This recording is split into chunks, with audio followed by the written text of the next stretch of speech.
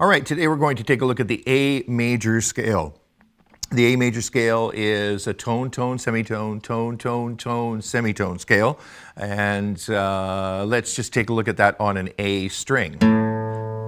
Tone, tone, semitone, tone, tone, tone, semitone. Returning. All right. And now let's name the notes of that scale. A, B, C sharp, D, E, F sharp, G sharp, A. Returning A, G sharp, F sharp, E, D, C sharp, B, and A. So the A major scale has three sharps, being F sharp, C sharp, and G sharp.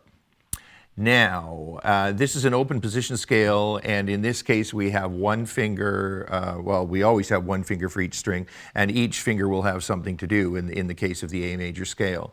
On the topic of open position scales, you know, sometimes they're difficult to visualize because of the open strings. You know, it's hard for us to get into our head that this is a note. I mean, you can hear that it's a note, but it's difficult sometimes if we are looking at things visually. It's difficult to see this as being a note. It's sometimes easier to do a position scale like this because we can see that, oh, well, the pattern is 2, 4, 1, 2, 4, 1, 3, 4, you know, and so on. But down here, it's a little more difficult to see that.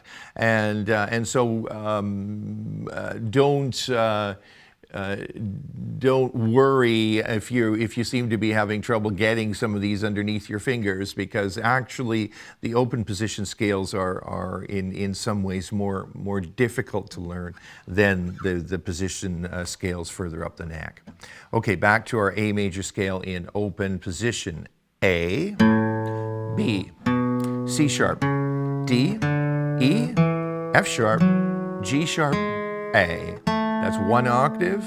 B, C sharp, D, E. At this point, we're going to shift to second position, F sharp, G sharp, so we can get that A note here on the 5th fret.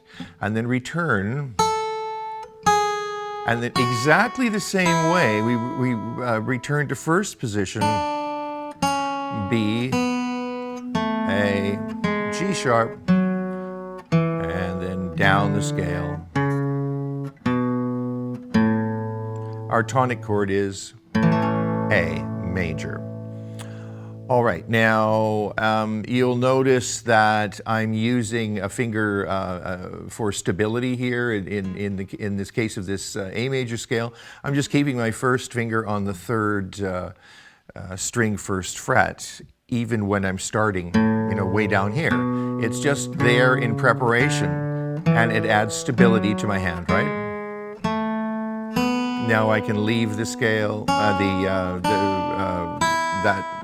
finger, and then return. And you'll see again, I've returned to that finger, which gives me, you know, a nice concrete feeling of stability in my left hand. All right, let's take a look at that scale just one more time, and this time we will add the chords. A, B, C sharp, D, E, F sharp, G sharp, A, B, C sharp, D, E, F sharp, G sharp, A. Returning. Back to first position. I leave my finger here while I move and make my way to the bottom. I'm going to name fingers now. Open, 2, 4. Open, 2, 4. 1, 2. Open, 2, 3. Shift. 1, 3, 4. Return. 4, 3, 1. Open and shift. Open, leave this finger here for stability, 4, 2, open, 4, 2, open. And my chords, 1, 4, 5 chords in this key are A, D, 5 chord, E, and A, 1 chord. 1, 4, 5, and 1. Remember that chords come from scales. This is no exception. We get the A chord from the 1st degree, the 3rd degree, and the 5th degree of the scale. And then the D chord we build up from the 4th degree of the scale. The E chord we build up from the 5th degree of the scale. So the scales, the chords come from the scales.